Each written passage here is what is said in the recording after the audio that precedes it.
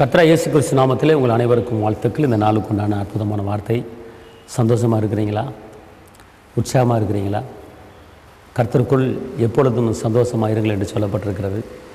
அதனால் சத்துவம் இல்லாமல் சத்தவத்தையும் சோர்ந்து போய் உனக்கு பலனையும் கொடுக்குற கர்த்தர் இன்றைக்கி உங்களுக்கு கர்த்தர் ஒரு பலனை கொடுக்குறாரு. அவர் வார்த்தை மூலமாக இந்த நாளுக்கு உண்டான ஒரு உயிருள்ள வார்த்தை. உபாகமம் 7:13.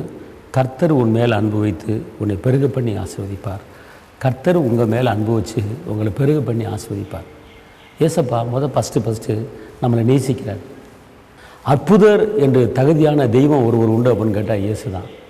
விடுதலை வேந்தன், வெற்றி வேந்தன் என்று சொல்லுகிறதுக்கு அந்த பேருக்கு பெயர் பெற்றவர் இயேசு ஒருத்தர் தான்.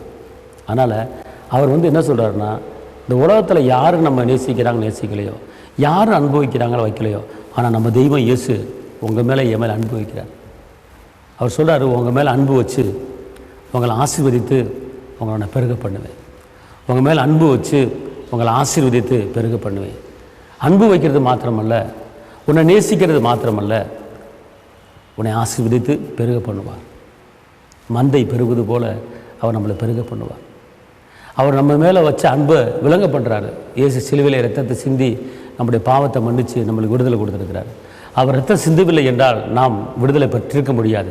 நம்முடைய பாவம் மன்னிக்கப்பட்டிருக்காது, நம்முடைய சாபங்களை உடைக்கப்பட்டிருக்காது, நம்மளுக்கு விடுதலை கிடச்சிருக்காது. ஆனால் அவர் சிந்தின ரத்தத்தினாலே நம்மளுக்கு விடுதலை. காரணம், அவர் நம்ம மேலே வச்ச அன்பை விளங்க பண்ணார்.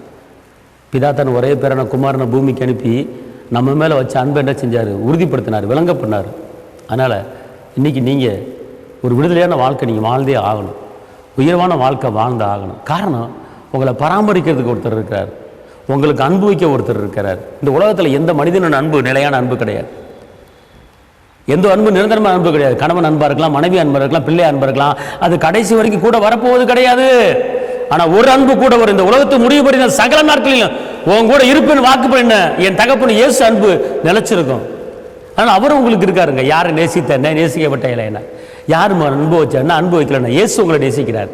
இயேசு உங்களை கிருபையாக காத்து கொண்டு வர்றாருங்க. அது போதுங்க. உங்கள் தேவையை சந்திப்பார், உங்கள் குடும்பத்தை பராமரிப்பார், உங்கள் பிள்ளைகளுக்கு உண்டான தேவையை சந்திப்பார். அதனால் அவர் இன்றைக்கி சொல்கிறாரு, உங்கள் மேலே அன்பு வைக்கிறேன், உங்களை ஆசீர்வதிக்கிறேன், உங்களை பெருக பண்ணுறேன், உங்கள் சந்ததியை பெருக பண்ணுவார். தைரியமாக இருங்க. உங்களுக்கு நான் செபிக்கிறேன். தகப்பனே இயேசப்பா, நன்றியோடு துதிக்கிறேன், ஸ்தோத்திரிக்கிறேன். இந்த நாளிலே நீங்கள் சொல்கிறீங்க, உன் மேலே அன்பு வச்சு உன்னை ஆசீர்வதித்து உன்னை பெருக பண்ணுவேன். இந்த வார்த்தையை கேட்டுக்கொண்டிருக்கிற ஒவ்வொரு தேவ பிள்ளைய குடும்பத்திலும் ஆண்டவரே உங்கள் அன்பு கடந்து வரட்டும், உங்கள் ஆசீர்வாதம் கடந்து வரட்டும், ஒரு பெருக்கம் கடந்து வரட்டும், துக்கமெல்லாம் சந்தோஷமாக மாறட்டும். கிறிஸ்துவுக்குள் வாழும் தேவ பிள்ளைகளுக்கு வெற்றியை தாங்க, விடுதலை தாங்க, சுகத்தை தாங்க, தேவ சமானம் கடந்து வரட்டும். ஒவ்வொருவரையும் ஆசீர்வதிங்க இயேசுவின் நாமத்தில் பிதாவே, ஆமென். கர்த்தர் உங்களை ஆசீர்வதிப்பார். அல்லேலூயா. சமாதானமாக இருக்கு.